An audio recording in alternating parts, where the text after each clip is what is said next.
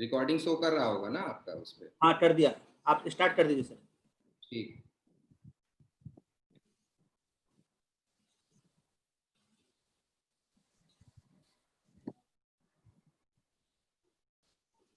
Virendra ji start.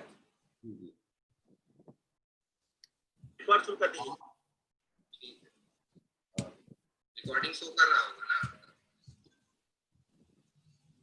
आज faculty development programme के हम लोग 5वें दिन में प्रवेश कर चुके हैं, जिसमें आप सभी प्रतिभागियों का स्वागत है। और आज के हमारे मुख्य वक्ता प्रोफेसर गिरीश्वर मिश्र सर हैं। मैं आपका अभिवादन करता हूं सर आज के इस कार्यक्रम में। Very good afternoon to all of you, and today we have the talk of sir on the topic of paradigm shift in teaching and learning of social sciences. So as paradigm shift is a very important phenomena in terms of today's world, it is denoting a change that how we are living in a society and what kind of meaning can be understood in a given text and given curriculum where we are participating as a teaching society, because we are living in a multiple realities in a society which is multi-structured, multi-constructed. So it is important to understand the reality, because for a teacher it is very pertinent to know what is going on, how the society is structured, how research can be carried out. So that way paradigm shift can gives us very important perspective that how to teach and how to be taught. So, and how to do research, how to carry out the research, to gain a perspective and knowledge about the society, about the content, about the references. So any kind of dominant paradigm can give us a special reference to the values or the system of thought in a society that have some most standard and widely held views at a given time. So that's why we have a very scholar who has full command on this topic of paradigm shift in social sciences. And before that, I would like to give a brief introduction of Sir, as Sir needs no introduction. थोड़ा तेज बोल दीजिए वीरेंद्र जी, कह रहे हैं कि आवाज नहीं आ रही। अच्छा. Today we are going to have a talk of Professor Girishwar Misra on the topic of paradigm shift in teaching and learning of social sciences. And before starting the lecture, I would like to uh, give a brief introduction of Sir. Sir needs no introduction, but as a lot of participants are from different states, so better is to have a high view of Sir's introduction.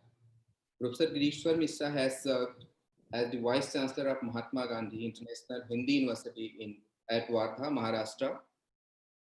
He started his career in the Department of Psychology at Gorakhpur University in 1970, joined as leader at the University of Allahabad, and then as a professor in the Department of Psychology at Bhopal University. At the same university, he has also served as Dean, Faculty of Social Sciences. Before joining as the Vice Chancellor, he was teaching psychology as a professor in the Department of Psychology, University of Delhi. During his tenure in the University of Delhi, he has served many important portfolios as Head, Department of Psychology, Dean, Research for Humanities and Social Sciences. Sir has also served many important positions, like he has been council member of ICSSR, member Research Project Committee, Indian Council of Philosophical Research. He has served the position of President of National Academy of Psychology. He has headed many of the important committees of NCRT, UGC, NIUS, and different other academic institutions. Sir is a renowned psychologist, educator, social scientist, author of n number of books. He has edited many books, journals published by reputed publications from Springer, Sayes, Pearson, and so many others.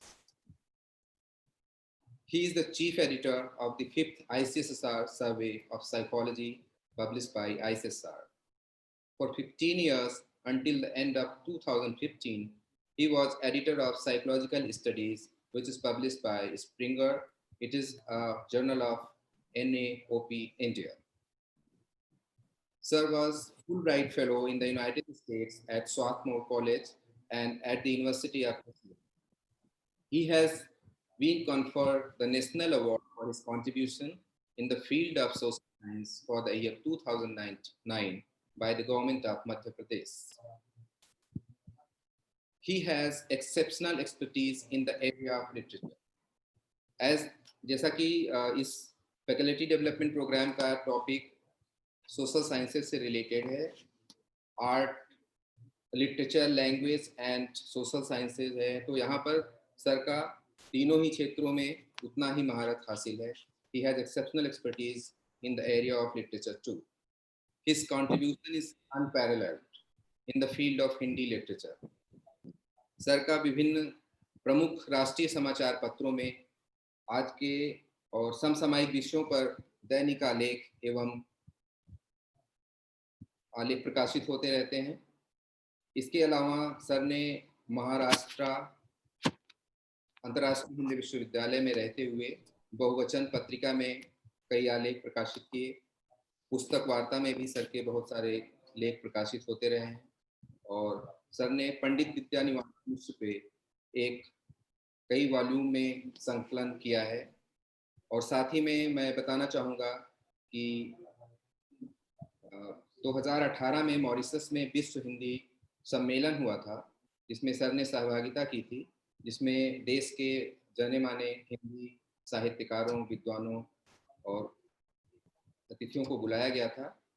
और तत्कालीन विदेश मंत्री late Shrimati Sushma Swaraj ने sir के कार्यों के अतुलनीय योगदान के लिए हिंदी क्षेत्र में काफ़ी मंच से भूरी भूरी प्रशंसा की थी. इसके अलावा सर को कई महत्वपूर्ण अवसरों पर मंच साझा करने का अवसर मिला है. अभी विगत इसी वर्ष 2020 में नई दिल्ली में विश्व पुस्तक मेला आयोजित हुआ था, जिसकी मुख्य थीम महात्मा गांधी पर थी. और यहाँ पर सर ने विशिष्ट अतिथि के रूप में सम्मानित HRD minister Shri RC Pokhriyal के साथ मंच साझा किया था और उस थीम की प्रासंगिकता पर अपने विचार रखे थे. इसके अलावा सर के बहुत से ऐसे काम हैं, जैसे सर ने मनोविज्ञान के क्षेत्र में अतुलनीय योगदान किया है और अभी भी निरंतर कर रहे हैं. लेकिन इसके अलावा इनकी उतनी ही पकड़ हिंदी साहित्य के विषयों पर भी है. तो ऐसे में आज हम सर का सहयोग पाकर, सर की वाणी वचनों को सुन करके हम अपने विषय में अंतर्ज्ञान प्राप्त कर सकेंगे, ऐसी मेरी कामना है. धन्यवाद सर आज के इस सेशन में आप आने के लिए. Sir, over to you for the session. Thank you. Dr. Yadav and friends, today we are going to discuss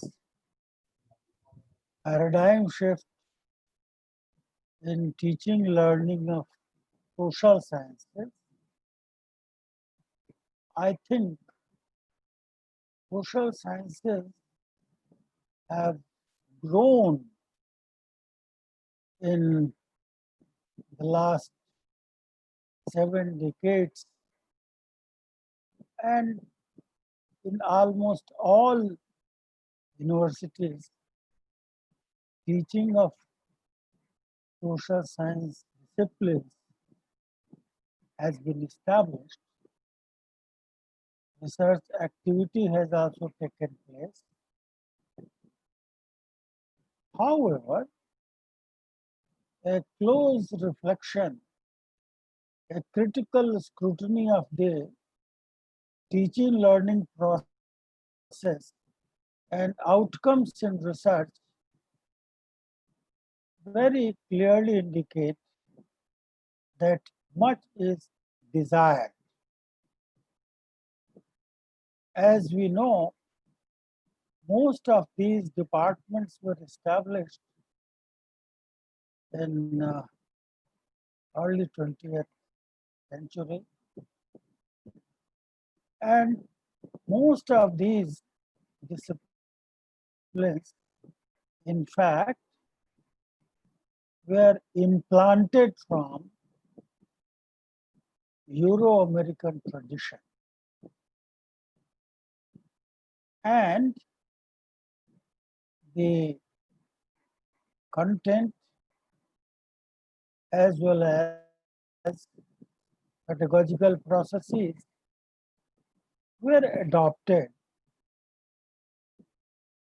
and in many disciplines it's almost same pattern with little variation has been going on.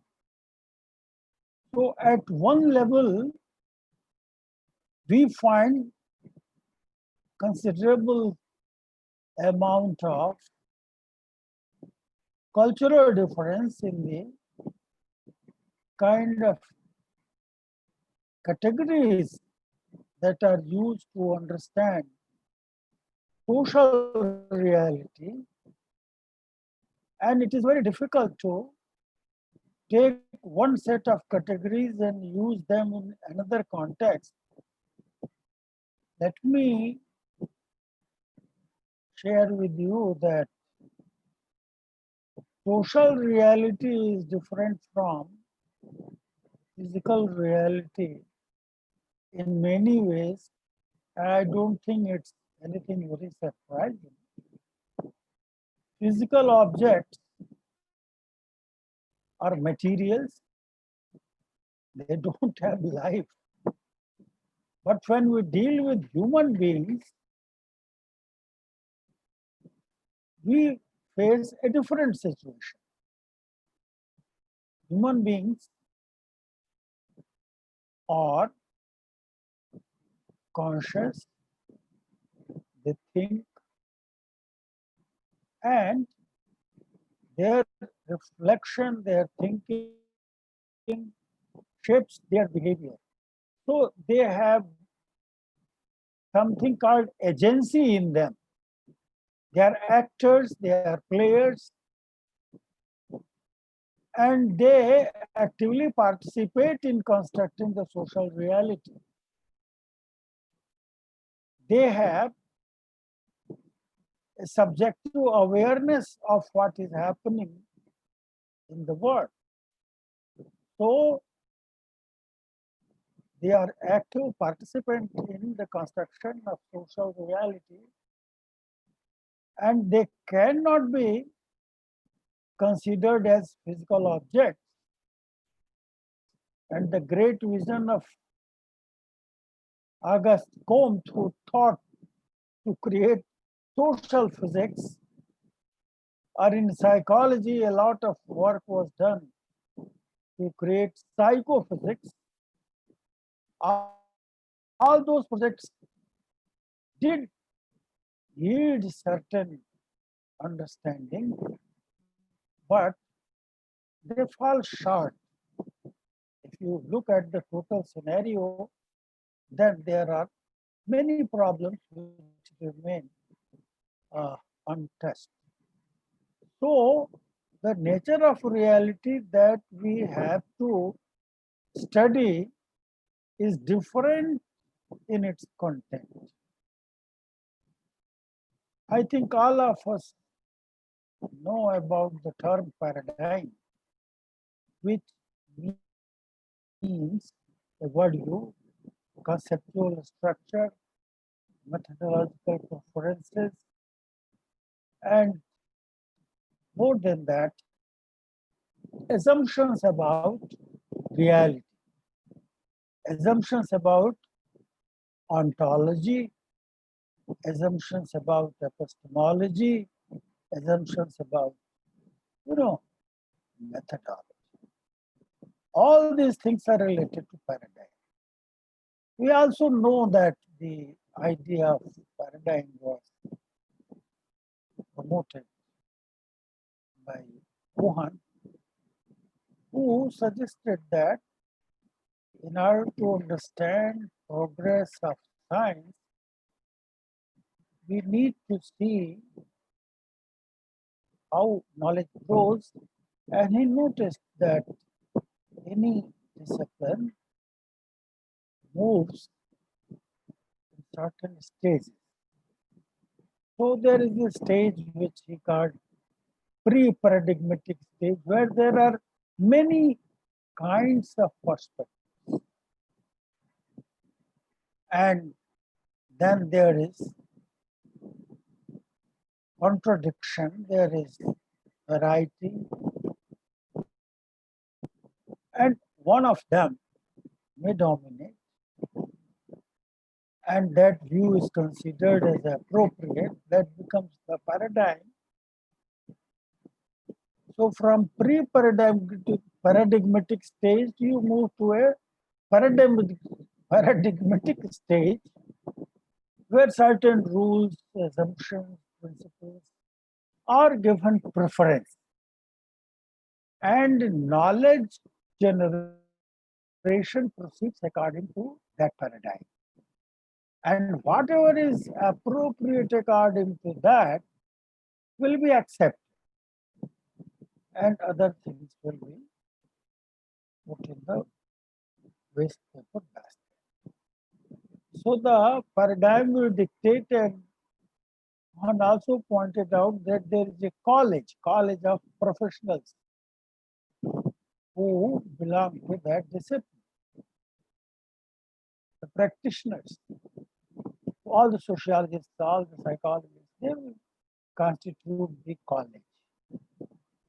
And then this community will approve or disapprove, and there is a possibility that again there is a situation where different kinds of views are emerging, and again there is a possibility that some view becomes more dominant, and then there is a revolution in the context of paradigm. In this way, changes take place. There are many versions of this story, and there are many interesting debates about it. And we find that more or less this pattern is observed. You can choose any discipline and see how the discipline has grown and how the play of this kind of thinking has operated. So, whether you treat social reality as objective reality, whether you treat social reality as something which has subjectivity, something which has meaning, will make a difference. Broadly speaking, most of the social sciences have adopted positivism, empiricism, logical positivism as the major perspective for learning and creating knowledge. And all these views assume that there is an external reality which is independent of the observer or researcher. And as a researcher, as a student, your job is to learn, understand that reality in an impartial manner. You should be neutral. You should not allow your emotions, your thoughts, your subjectivity to play any role in understanding and contaminating the learning and research activity in relation to the issues that you study. So the whole idea is that there is an observer independent reality, objective reality, external reality that has to be studied. And reality is reality. And somehow or other, this kind of view of positivism has dominated, and the research methods that you study, the kind of rules which are accepted to guide research work, they are framed in the context of this kind of positivist approach. That has been the paradigm. And that paradigm tells that you have to use scientific principles to understand that reality. By scientific principles, I mean observation. Observation is based on empirical approach, based on our sensory experience. Yes, you also take some help of inference, but primarily it's the empirical observation which becomes the. So that idea has prevailed, and that is the way you study any phenomenon and you make observations. You also frequently use quantitative methods, and that allows you to convert the social reality in some kind of quantity. Anything which you study, you measure them using various kinds of scales, rating scales, observation, but everything is converted into numbers. That is intelligence or motivation or personality or commitment or any variable that you study, that is considered to be a quantifiable aspect of reality. And you have developed certain rules to quantify that chosen aspect of reality. You can use various kinds of measurement scales. If you are familiar with statistics, you must be knowing that it can be nominal or interval or ratio or ordinal. Various kinds of scales are used to measure these things. Well, these measures do allow you to use numbers, but all this is arbitrary. It's not like physical objects. I want to draw your attention towards the fact that physical objects, once measured, they remain the same. But in turn, when you go to the social reality, human behavior, human life, things are very different. It is not what you observe in physical terms, but it is the meaning of that behavior or event or relationship or phenomenon which is more important. One behavior may have one meaning in one cultural setting, and same behavior may have a different meaning in a different cultural setting. So objectively, the behavior is same, but the meaning is different. Consequence will be different. You will respond to that differently depending on your interpretation. So this kind of thinking challenges the whole notion of objectification, the whole project of positivism, and that has led to rethinking about the whole issue of positivist paradigm, whether it is appropriate or not. and a variety of alternatives have been. We don't have time to discuss all those different paradigms. And very brief, I would like to mention two such paradigms. One is the interpretive paradigm. The other is the critical paradigm. So they provide a different scenario of reality. They are post-positivist in the sense that they go beyond the positivist perspective and they put or pose certain questions.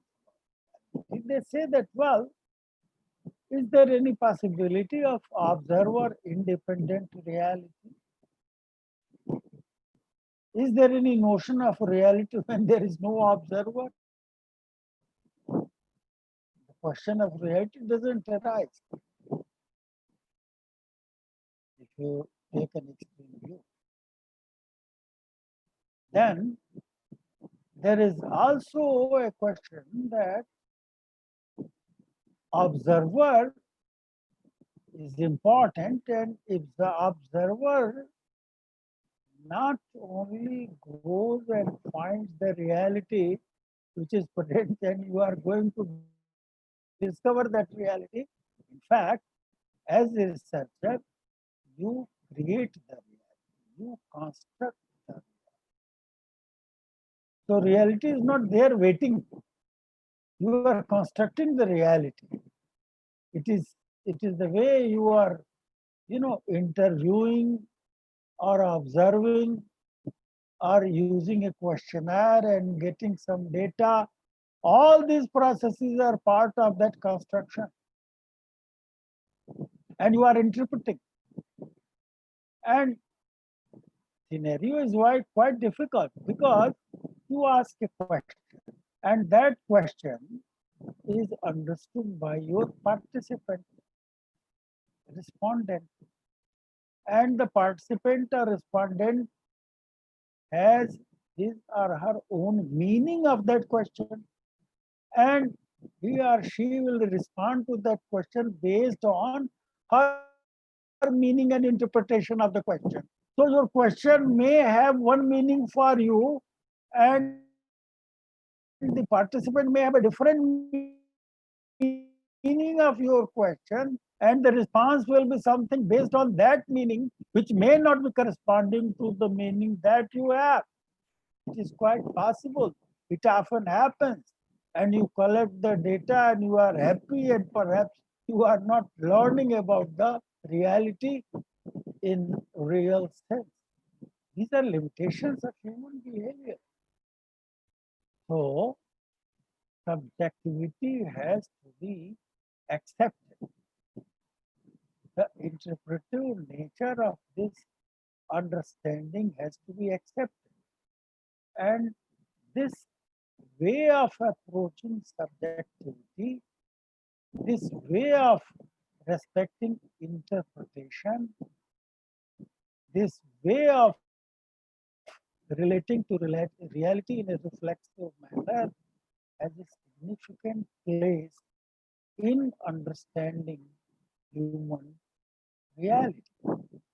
In fact, now the term is being used, human science as compared to social science. So that recognizes the significance of subjectivity interpretation and the idea that the observer or researcher is also a key component in the process of constructing reality. Look, the whole change that is taking place from positivism to something called constructivism or constructionism informs the whole process in a different perspective. Here, the researcher is playing a key role in configuration of reality. It's an active process. And construction of reality may vary from culture to culture because the various symbolic resources, the categories which are present in one culture may be different in another culture. So what is happening? I think it is relativity which is taking. So there is no hegemony of one perspective. There are different perspectives. And if you observe human behavior in any kind of social situation,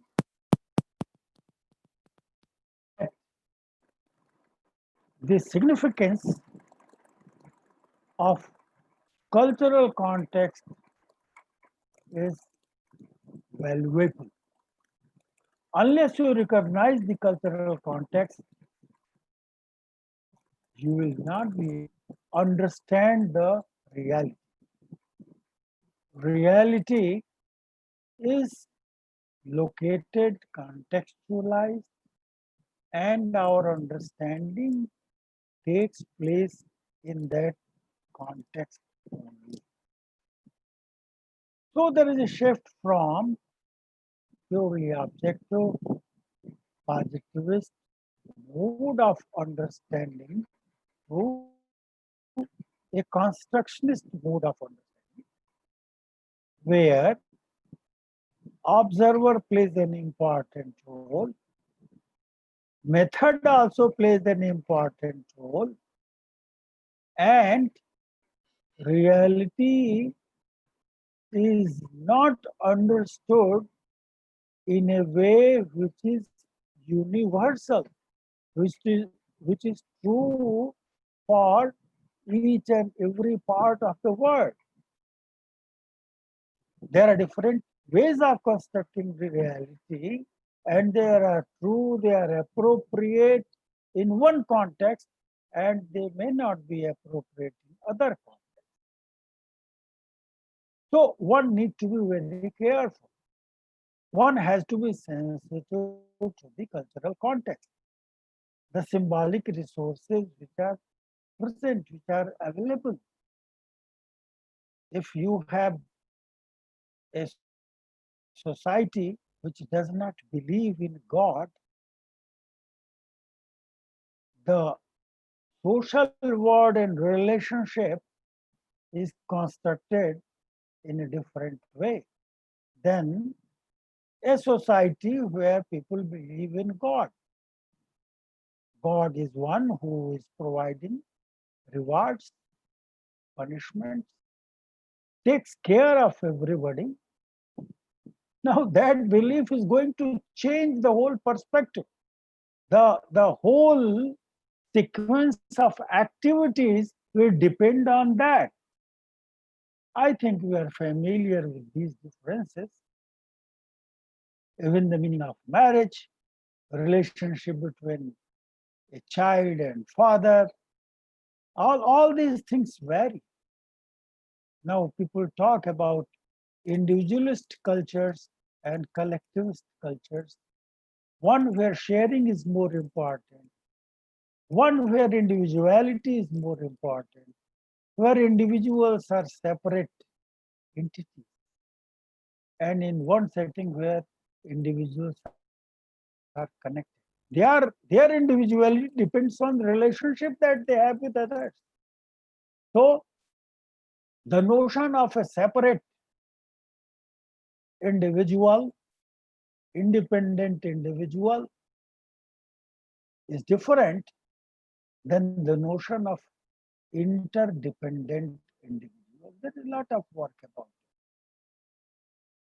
Many of the Asian countries endorse to the view of collectivism at a cultural level, and It's the relationship which is central to organizing conduct of individuals. The implications are quite different, how they manage, and there may be different kinds of relationality.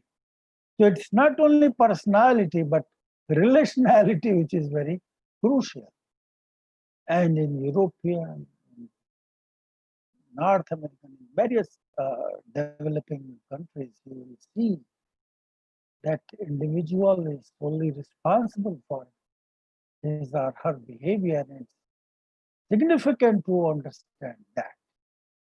So, one major shift that has taken place is that social reality has to be understood in a manner which allows role for subjectivity, which allows role for cultural difference. Yes, we have human beings in different cultures, but those human beings are living in different cultures in different ways. Their lifestyle, their language, religion, belief.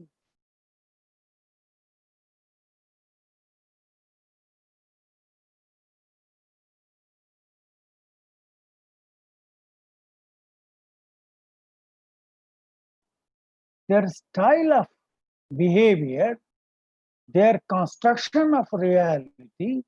So you have local understanding, situated understanding, contextualized understanding.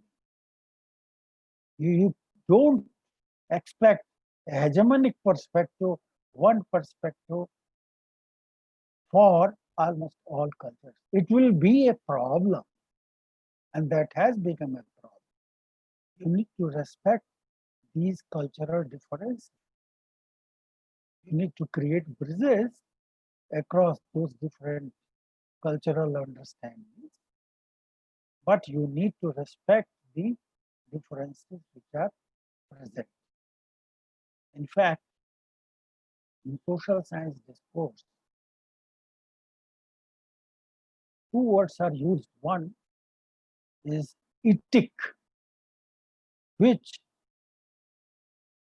in simple words refers to those things which are culturally universal, shared by many cultures which are present everywhere, that will be called ethic. And those things which are specific to culture are known as emic. So you need to understand emic and you need to understand ethic. It is not proper to develop a theory in one place and call it ethic.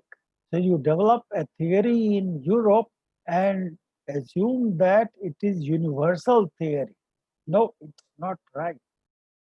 That's why many people say that there is a need to study various emics first, and then on the basis of that, you can see the similarities across cultures, and then you have derived ethic.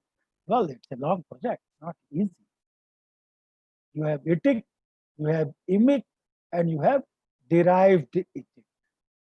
So you study different cultures, you try to locate what are the similarities, what are the differences, and then you come up with certain ethics which are derived.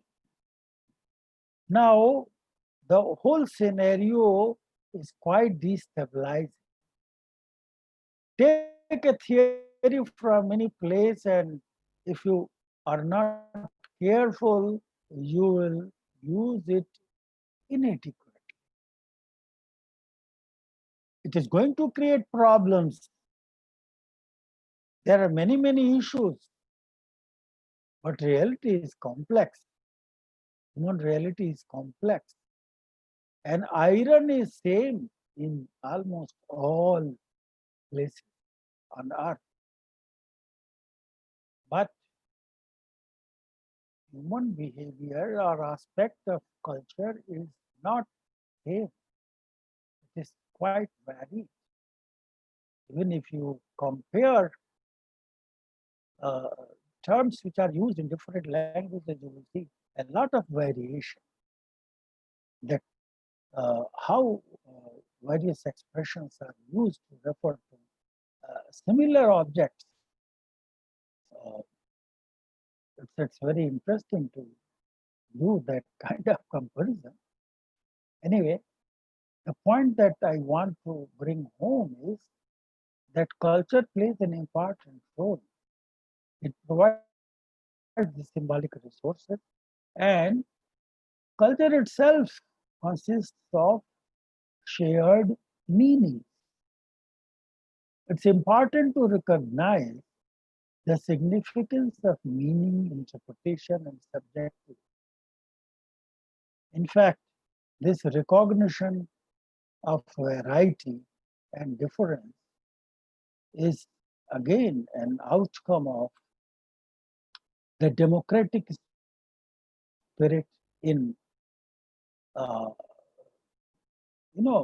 political scenario, as well as in learning and teaching and the research process, where you have different views and you have to learn how one can connect with different views. So the diversity has to be there. And many people think that human reality is such that you have to live with various interpretations. They call it hermeneutic circle, that you move from one interpretation to the other, from second to the third. There is no end to interpretation. There is a lot of thought that there is not one single truth. There are multiple truths. The reality is constructed in different ways, and they serve certain purpose.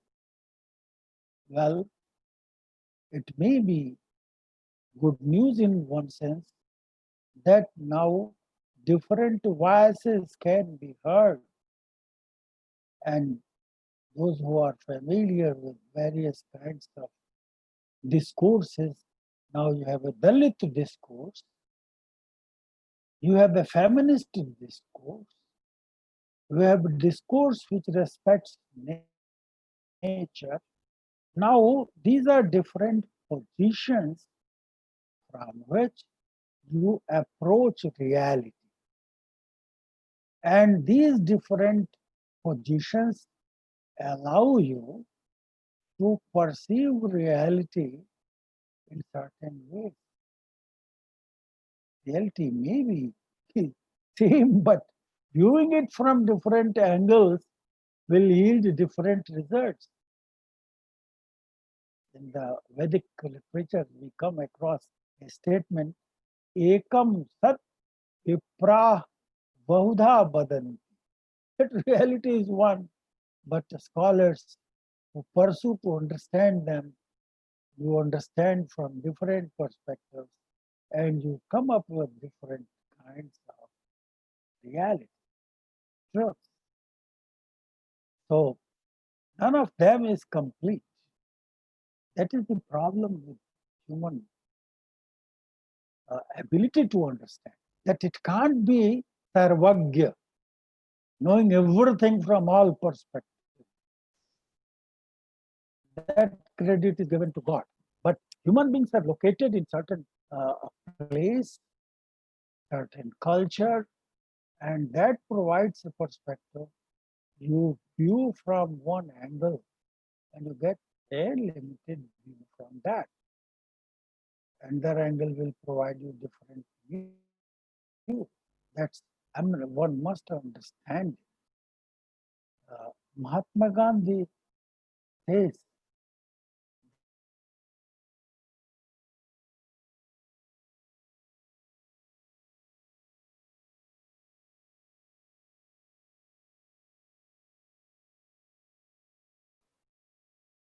Mahatma Gandhi did realize this, And that's why he respected different traditions.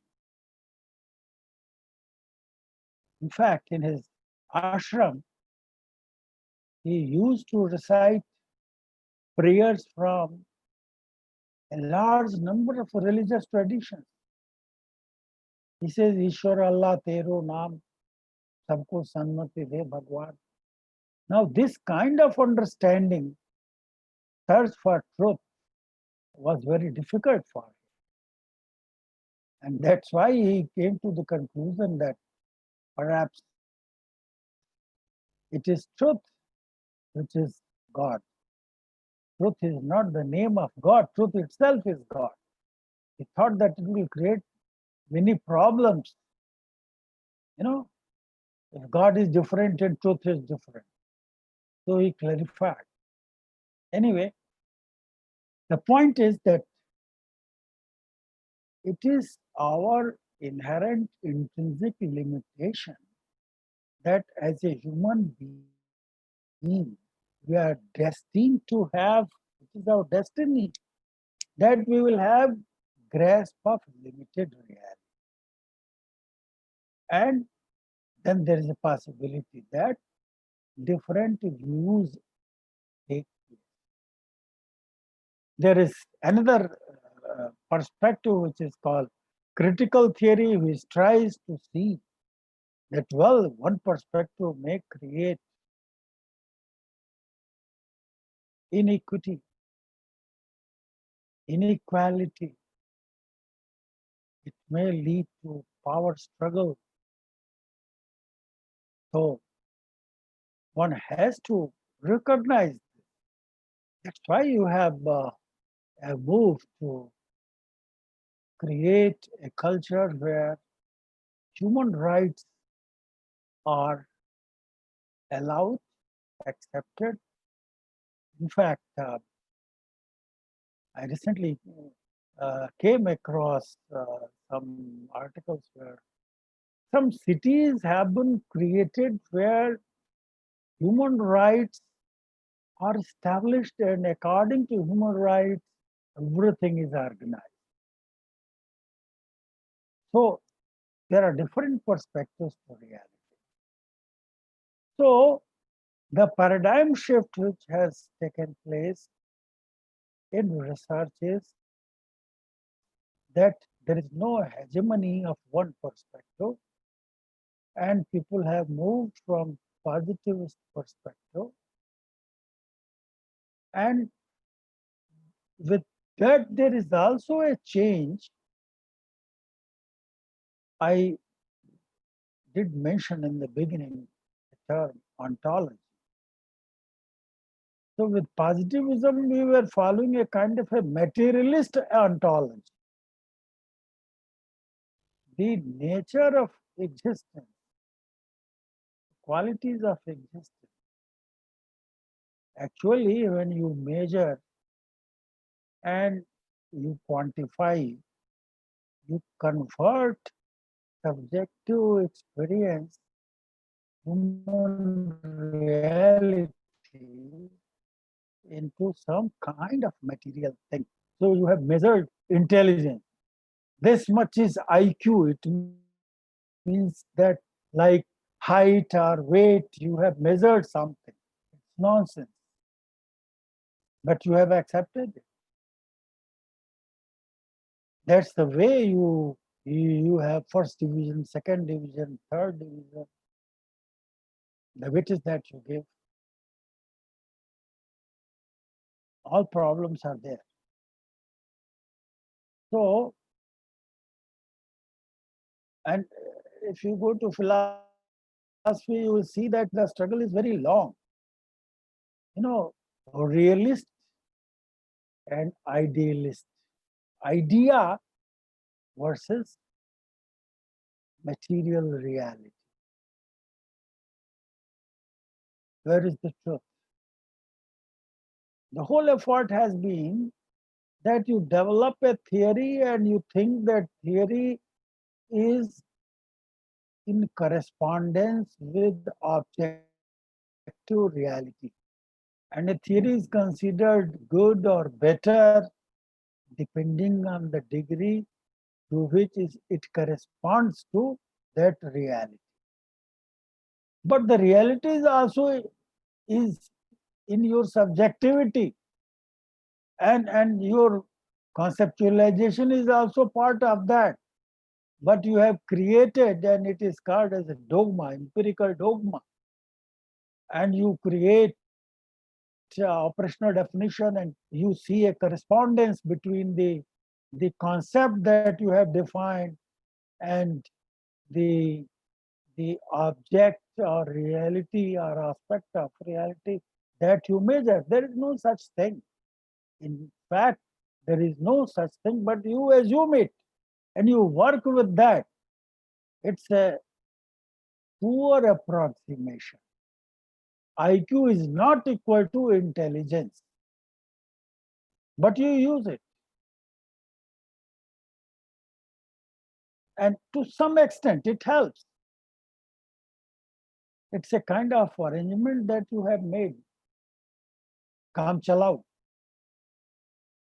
It's not one-to-one correspondence between the reality and the constructs that you have created. It's a big problem. There have been many such attempts. And there is a lot of work in philosophy of science which has tried to address all these issues. And I think it is in this context that gradually social sciences have moved from quantitative approaches to qualitative approaches or mixed approaches where you use qualitative as well as quantitative approaches for your investigation of an aspect of social reality.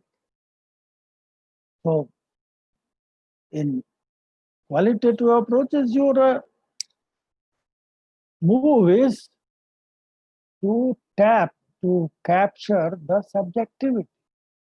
You respect that. Instead of separate variables, you try to understand the process. Process means how something moves. What are the component processes through which something happens? If you compare it with the other approach, the empirical approach, you have, for example, comparison between two kinds of methods of teaching and academic achievement of students. So you have two classes, one method of teaching in one class, one method of teaching in the other class, and you compare the marks of students which are there. And you say that, well, this one is better than this, A is better than this, because the students have achieved more than this. Fine. But from this analysis, you don't know why A has done well, why B has not done well. You don't have any answer.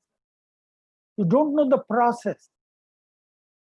जादू हो जाता है कि इसके नाते ये outcome हुआ. You don't understand that what causes what. You have at one remote place one variable, you have another variable at another place, and you have a method of correlation, or you have an experimental situation, you create groups, you have means, standard deviations, you have t-tests, you have ANOVA.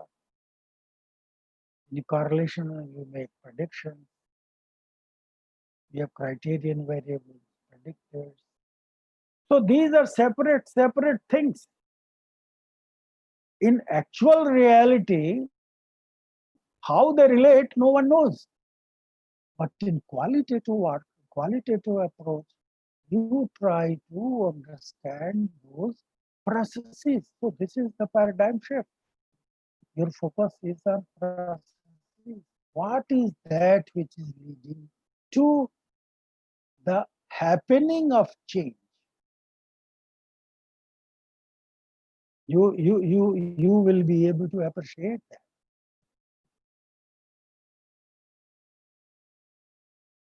This is the change in paradigm.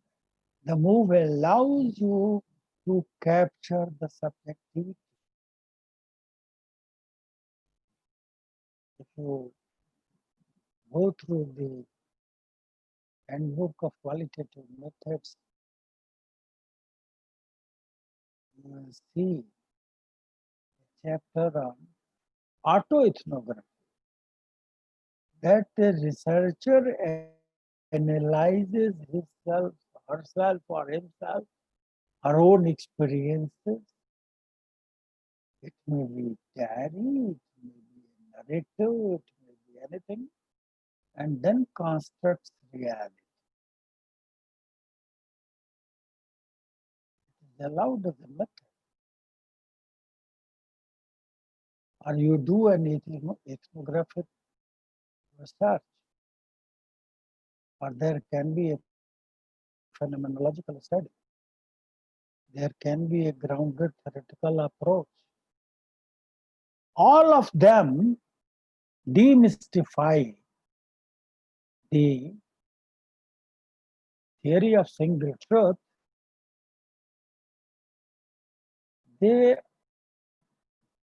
They are more deductive,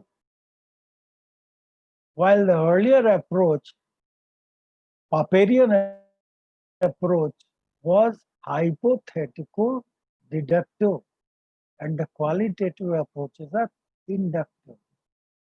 So the grounded theory is a theory which emerges from the ground, which emerges from the data. So if you want to understand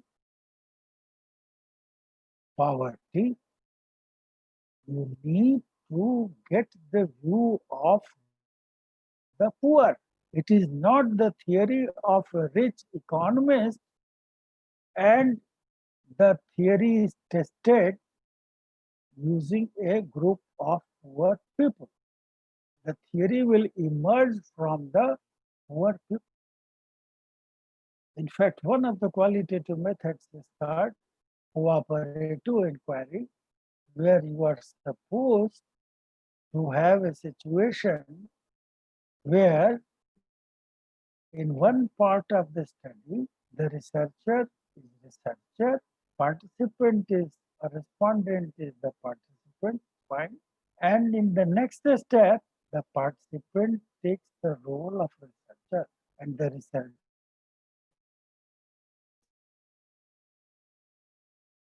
takes the reason, REASON, who has done a lot of work in the area of cooperative inquiry. Very interesting work. So there is a change in power structure. The researcher knows more about the reality than the participant. Lot. And you really approach the reality. I'm a student of psychology, and a lot of research in psychology follows experimental method. An experimental method is one of the hardcore methods in positivist tradition. And a true experiment is actually most artificial research, because in true experiment, the independent variable is manipulated, some way created by the experimenter. It is observed under controlled conditions. See, but in qualitative research, you study reality as it exists, as it occurs. you don't intervene in the processes of reality which is taking place. No. So this is the difference that takes place. This kind of change which is taking place. And the shift is more in favor of openness to reality, appreciating the reality as it occurs. It has more realism. While you go to the positivist tradition and you find that there is more and more of artificiality. So there is an important change in the way people are doing research. Now I will talk about the whole process of teaching. When we teach, our approach, the usual approach is that knowledge, and the student receives that knowledge, fine. And our teaching process is such that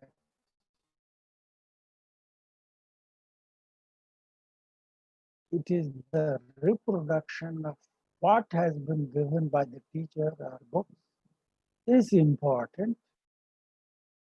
and the entire evaluation assessment process is one where that reproduction becomes the basis to determine the talent, achievement, and rewards depending on that. And this process has been institutionalized. There is also change corresponding to the constructivist view in the teaching learning process also, where a student's role is more of not a passive recipient of knowledge, but one who constructs knowledge, who tries to build. Learning also involves creative endeavor on the part of student. So a student has to relate to context, find solutions, question, rather than merely listening and, remembering, memorization is done, and then you reproduce. No. How learner becomes an active co-participant in the process of learning. So the teaching and learning is a site, a place, a context in which teacher and student both are co-learners, both are co-constructors of reality. And the role of teacher is to facilitate this process of knowledge construction, rather than giving knowledge. It merely creates the opportunities and situations to facilitate learning. I remember one kind of teaching learning situation. I will share that with you. I had to teach a course on cultural psychology at New School of Social Research in New York. a university focusing on social sciences. And there, the process of teaching learning was that on Saturday evening, students were required to give questions about the topic, the material which had to be discussed on next Tuesday. And in the class, no lecturing, those questions were discussed. So before coming to class, they had to read, think, reflect, and pose questions. After 13 weeks, they had to create and present a set proposal. That's all. So reflection becomes an important component, creativity becomes an important component, and that becomes a major shift in the process of teaching and learning. I conclude here, and I must say that there is immense opportunity to engage with creativity in the process of teaching and learning. And that is the change in the paradigm. Thank you very much. Thank you so much, sir.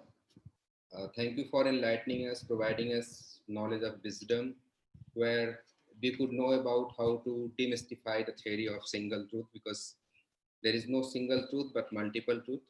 And the way you told us, you enlightened us about what are the ontological and epistemological aspects of knowledge and research, and how the paradigm is shifting in terms of research and knowledge orientation, and how different positions are lying, so different results are being obtained in terms of shifting the positions. So that way you told us that reality is complex and that is constructed, and culture is shared, so is the meaning. And we could understand that how we are living in socio-economic, political, cultural context.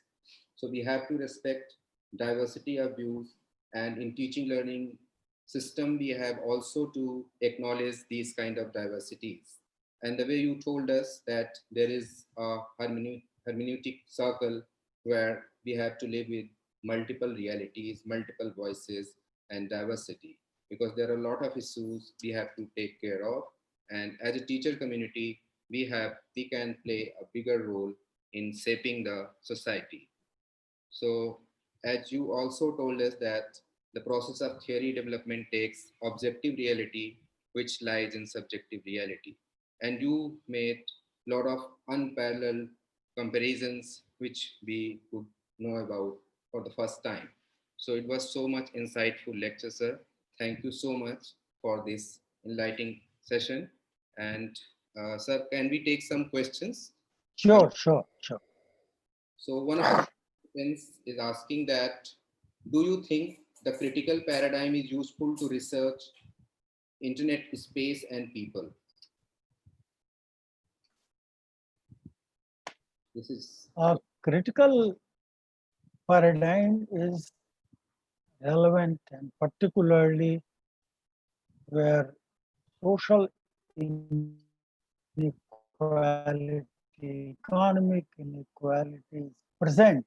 And it is important to address the challenges that are taking place in the context of this kind of inequality, particularly the marginalized groups or nations, or the voices which were unheard.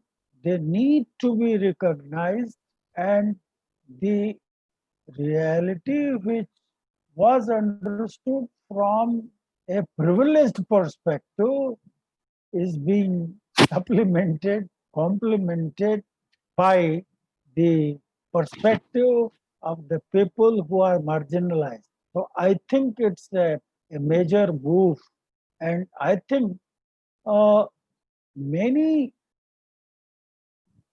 activities which are done are just for status quo. The critical perspective challenges that status quoism.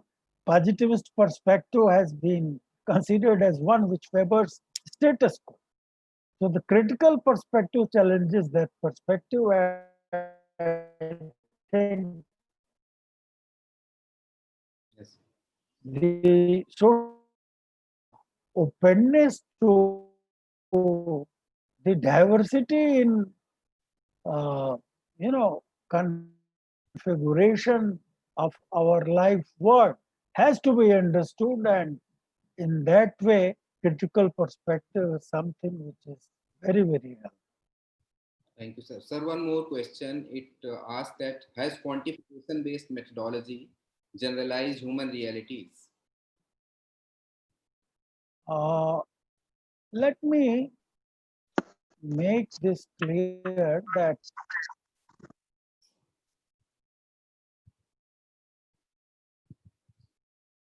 Sir, voice is lost, sir. I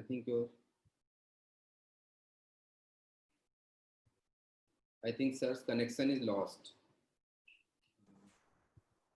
let me make it clear that qualitative and quantitative methods taken in a proper manner may help to understand reality. There are aspects which should be understood using quantitative methods, and there are aspects where qualitative methods may be more appropriate. And it is better to use mixed methods. And there are many strategies. One can begin with qualitative methods and go for quantitative, or begin with quantitative and go for qualitative. There are many alternatives in research methodology which are being uh, tested and examined. But the important thing is that one should be open to the variations in reality which are present. And method should not be the goal of research. Method is instrument. It is the problem, the research issue which is crucial. So whichever method is appropriate, one should use. One should not first find the method and then take the problem and then analyze the reality. I think that has been a wrong way.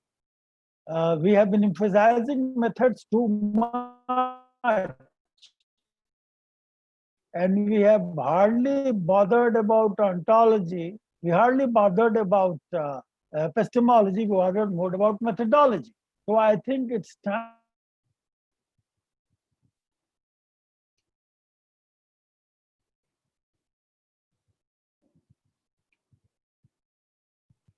Yes. So it's time to examine our teaching of methodology, where ontology, epistemology, and methodology all are taken into account. So quantitative methods were used to make generalizations about population on the basis of a sample. And the idea was that, well, you can use statistics, and with the help of that, you can jump, and in some sense it is true. But there are many limitations about that.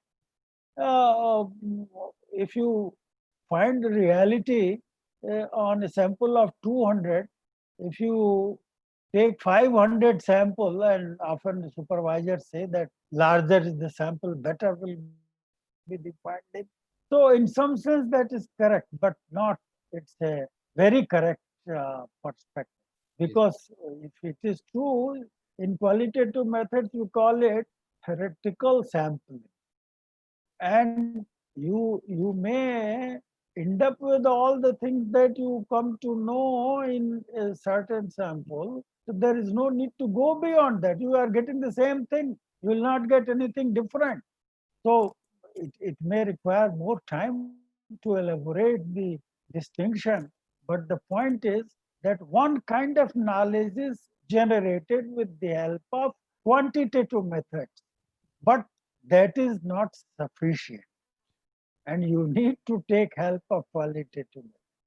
Thank you so much sir. सत्र के प्रारंभ में प्राचार्य महोदय नहीं जुड़ सकी थी कुछ तकनीकी कारणों से, तो मैं आग्रह करूंगा प्राचार्य महोदय से, please just welcome to our speaker mister sir. Sadhana ma'am, Sadhana ma'am, can you hear me? Surendra ji बताएं। साधना मैम का म्यूटेड है। हाँ, म्यूटेड है। म्यूटेड है, कोई बात नहीं। सर को हम सब प्रणाम करते हैं। सर का हाँ, आशीर्वाद तो हमें चलिए। नहीं रहता है, सर के उसके बिना और नहीं है। और अब नेक्स्ट सेशन में हमारे साथ अनुसुर रहमान सर हैं शायद। शिवानी, लेकिन आप तो धन्यवाद ज्ञापन कर सकती हैं सत्र के लिए। शिवानी मैडम, वो भी म्यूटेड है। Let's okay. आप ही धन्यवाद ज्ञापन कर दीजिए। हो गया, धन्यवाद। जी सर, बहुत बहुत धन्यवाद आपको सर आने के लिए आज के सत्र में और हम सभी को मार्गदर्शन प्रदान करने के लिए। और हम लोग काफी कुछ आपसे सीख सकेंगे इस सत्र में, और हो सकेगा तो अपने शैक्षणिक जीवन में हम लोग उसको अप्लाई करने की भी कोशिश करेंगे। जो आपने ज्ञान दिया है बिल्कुल शोध के माध्यम से, शिक्षण के माध्यम से, पठन पाठन में उसको उपयोगी बनाने का प्रयास करेंगे। बहुत बहुत धन्यवाद sir, thank you so much. धन्यवाद सर। नमस्कार, मैं शिवानी। धन्यवाद सर, वो तकनीकी कारणों से उसको धन्यवाद। नमस्कार और धन्यवाद। मैम भी जुड़ चुके हैं। सर नमस्कार। मैं भी आपको, मैंने कहा नमस्कार कर लूं, सुन तो रही थी भाषण। नमस्कार। विश्वास अब मजबूरियां हैं। आज मैं कॉलेज गई हुई थी, पर मैं आपका भाषण सुन रही थी लेकिन बात नहीं कर पाई, तो मैंने कहा आप सर ने खत्म कर लिया तो नमस्कार ठीक सर। है। शिवानी में वो किस नाम से जुड़े हुए हैं अनुसुर सर बता दीजिए मुझे। ठीक, thank you sir. Thank you sir. वो उन्होंने कहा नहीं @, नहीं है कोई उस नाम से। नहीं, आप कहिए ना उनसे कि एक बार वो डालें। नहीं तो वीरेंद्र जी भाग गए। लेकिन उन्होंने कहा कि मैं ज्वाइन कर चुका हूँ, एक बार आप देखिए। मैं कैसे तो देखूं मैम उनको। आप एक बार अनुसुर रहमान जुड़े हुए हैं तो क्वेश्चन एंड आंसर में एक बार हाय लिख देंगे सर।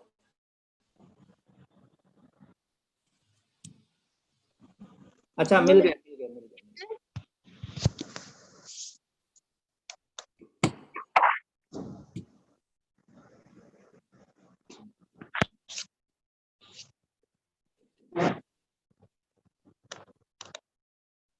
जुड़ चुके हैं आलोक जी? ठीक है, किसी और नाम से जुड़े हैं।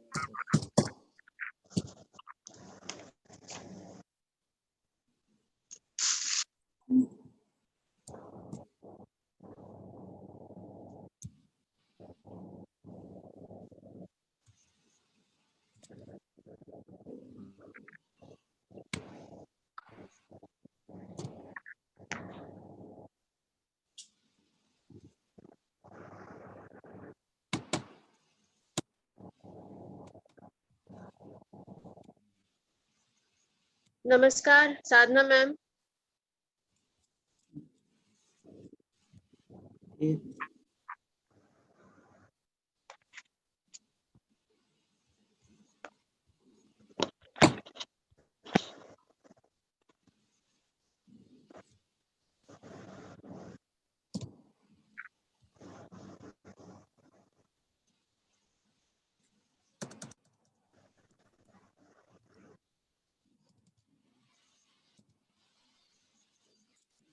सर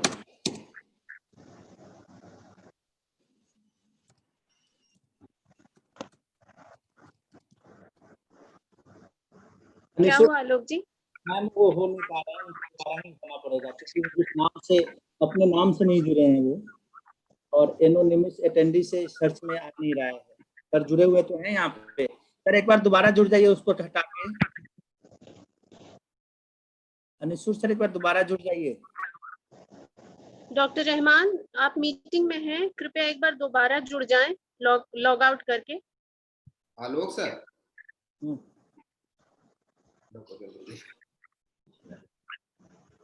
आलोक सर। हाँ बोलिए। मैं ये कह रहा हूँ रिकॉर्डिंग यहीं से होगी कि आप करेंगे इसको? नहीं, आप ही करेंगे। अच्छा, पहले सर तो जुड़। आलोक जी, मैं 2 मिनट के लिए इसको होल्ड कर रही हूँ और फिर उन्हें कॉल करती हूँ। ठीक है आप कीजिए।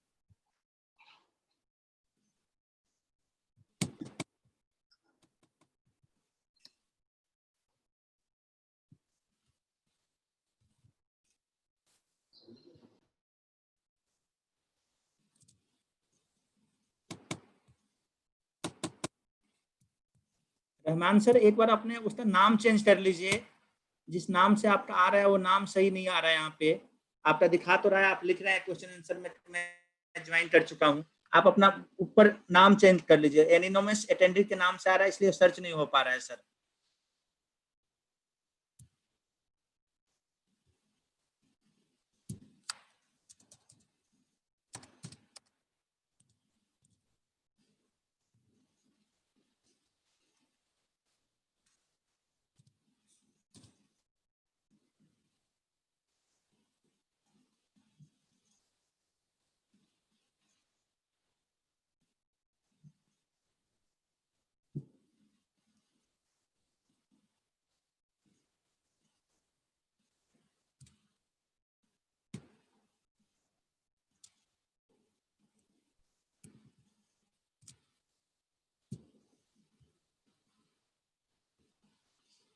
आलोक,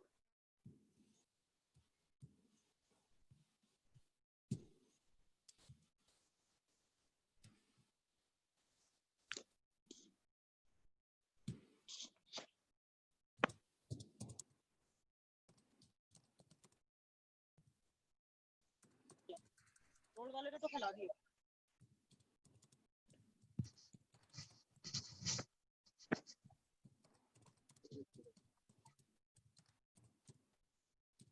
ये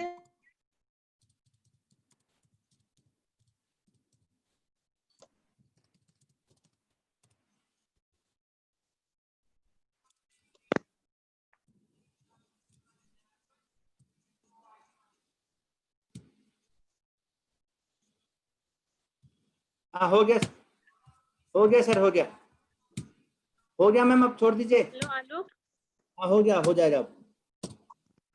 आ गया सर, आ गया। आ गए? हाँ, वो नाम चेंज कर दिया सर ने। नाम चेंज कर लिया सर ने। ठीक है, हो गया। ठीक है, मुझे तो नहीं दिख रहे। हाँ, जुड़ गए।